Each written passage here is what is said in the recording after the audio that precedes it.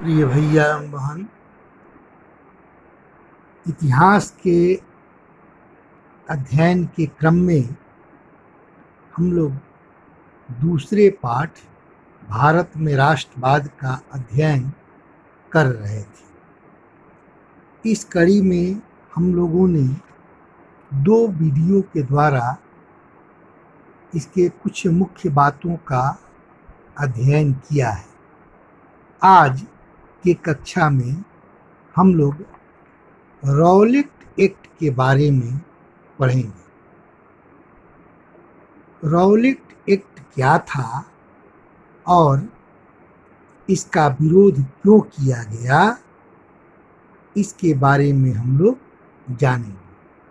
हम लोगों ने इसके पहले के अध्ययन के क्रम में यह जाना है कि गांधी जी ने सत्याग्रह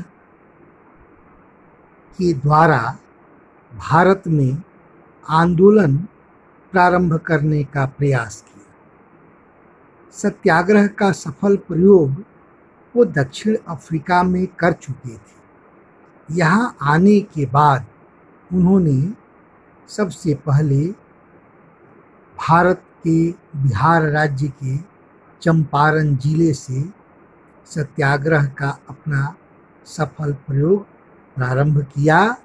चंपारण के बाद गुजरात के खेड़ा में किसानों के लिए आंदोलन हुआ। उसके बाद अहमदाबाद के मिल मजदूरों के समस्याओं के लिए महात्मा गांधी ने आंदोलन किया।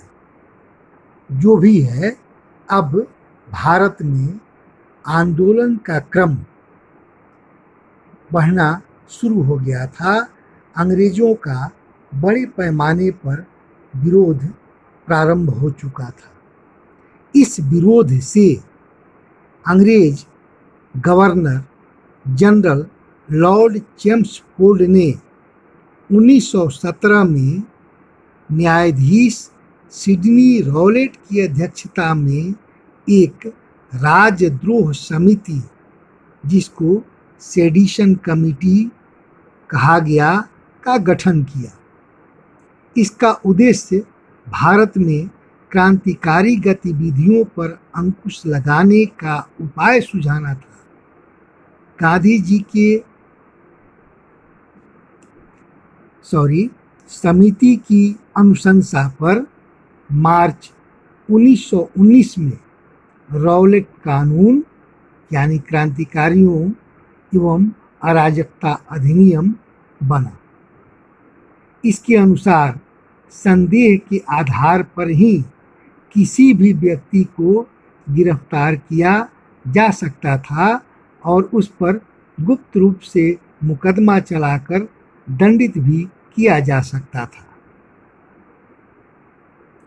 इसके लिए एक विशेष न्यायालय के गठन की व्यवस्था की गई। ऐसे मुकदमों में फैसले के विरुद्ध अपील नहीं की जा सकती थी। भारतीयों ने इस कानून का कड़ा विरोध किया। इसे काला कानून की संज्ञा दी। कानून का वास्तविक स्वरूप दिखाने के लिए नारा दिया गया कि कोई वकील नहीं, कोई दलील नहीं, कोई अपील नहीं। कानून के विरोध में मोहम्मद अली जिन्ना, मदन मोहन मालवीय और मजहरूल हक ने केंद्रीय व्यवस्थापिका सभा से त्याग पत्र दे दिया। इस कानून से गांधी जी भी आहत हुए। ये रॉलेट एक्ट का कानून था। इस कानून का बड़े पैमाने पर भारत में विरोध हुआ और इस विरोध में कई जगह पर पुलिस और आंदोलनकारियों के बीच हिंसक झड़पें भी हुई। सबसे अधिक प्रभावित भारत का जो राज्य था वह पंजाब था। वह सबसे अधिक अशांत था। 9 अप्रैल को रामनवमी के दिन अमृतसर में एक बड़ा प्रदर्शन हुआ, जिसकी अध्यक्षता डॉक्टर सतपाल और डॉक्टर किचलू कर रहे थे। सरकार ने इन दोनों को अमृतसर से निर्वासित कर दिया। इसके विरोध में 10 अप्रैल को नगर में हड़ताल रखी गई। निर्वासन का विरोध करने वालों पर पुलिस ने गोलियां चलाई, जिसमें अनेक लोग मारे गए और जख्मी हुए। क्रुद्ध भीड़ ने भी हिंसा का सहारा लिया। बैंक, डाकखाना, तारघर, रेलवे स्टेशन पर तोड़फोड़ एवं आगजनी हुई। हिंसा में कुछ लोग मारे भी गए। घटना की जानकारी लेने जब गांधी जी अमृतसर जा रहे थे तो उन्हें रास्ते में ही गिरफ्तार कर लिया गया। पंजाब में उनके प्रवेश पर रोक लगा दी गई। गांधी जी के गिरफ्तारी के विरोध में प्रदर्शन हुए। सरकार ने दमनात्मक कार्रवाई करते हुए पूरे पंजाब में 11 अप्रैल को सैनिक शासन लागू कर दिया।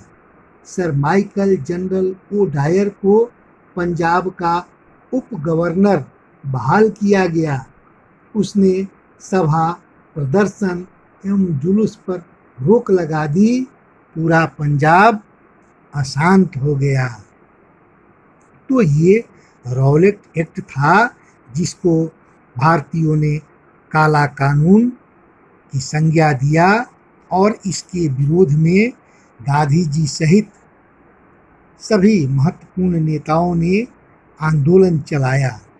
इसी के आंदोलन के परिप्रेक्ष्य में भारत में एक महान हत्याकांड हो गया, जिसको जालियांवाला बाग हत्याकांड के नाम से हम लोग जानते हैं।